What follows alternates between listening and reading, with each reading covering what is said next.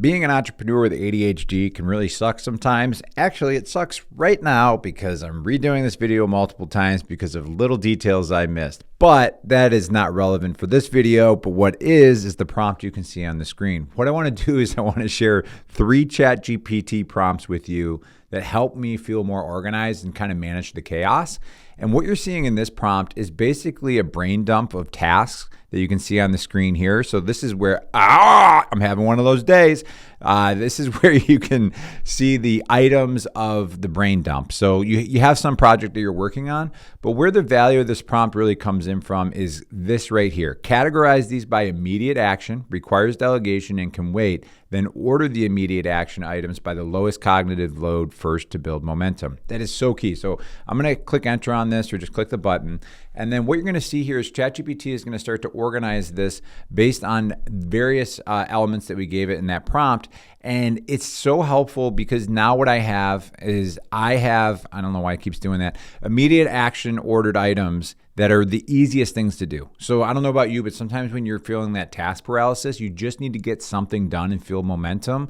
Well, these first 4 things here, based on the list of tasks that I gave it, are the easiest things to do, and it's telling me which order to go in. So it really helps with that task paralysis analysis. So the next prompt, and I'm going to have all these available for you. You can just copy and paste them from the description below. But you can see I have a big project. I need to map out and launch a brand new 4-week email welcome sequence for new leads signing up on my website.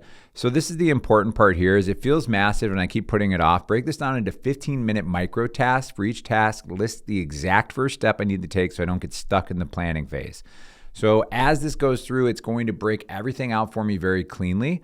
And here you can see the exact first step, but also specifically what I should do. So create a working document for the sequence, open your preferred tool, and then type this in as the title. Define the primary goal.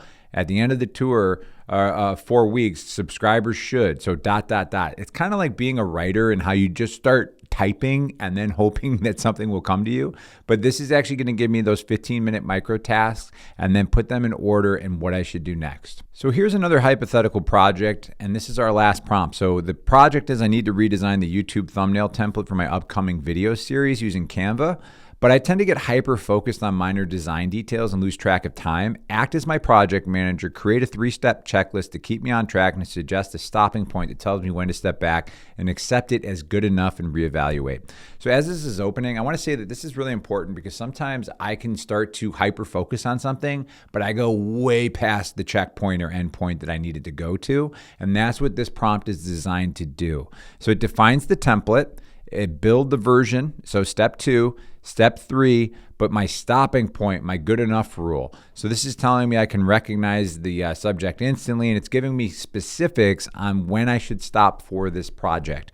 I just find that can be really helpful for exactly what I just mentioned, but basically not hyper-focusing and going so deep down the rabbit hole that you're like, what the heck just happened for the last 2 hours? If you can do this, it's going to help you with that as well. One thing I wanted to show you, which is really cool that I've been working on, is I'm trying to build like an operating system for my ADHD. And it started out with like Gemini and a few different tools there, but it didn't seem like it was really working for what I wanted. So what I've developed now is if I hold the action button down on my phone, it opens up Codex, and you can probably see that real small here, but the reason it's Codex is for ChatGPT, and I start using this as a capture tool for all the thoughts that are popping into my head. And what I'm gonna do in the next video is I'm gonna show you how you can create a shortcut to open up a capture tool on your phone very easily, and then why I'm using Codex for that capture tool, because that's what I've started to build my operating system on because it's working really well. Please subscribe to the channel because I'm continually working on this operating system and trying to refine it. So I'm going to keep updating you, however you say that, on content in the future on trying to organize this mess. All right, I'll catch you in the next video. Woo!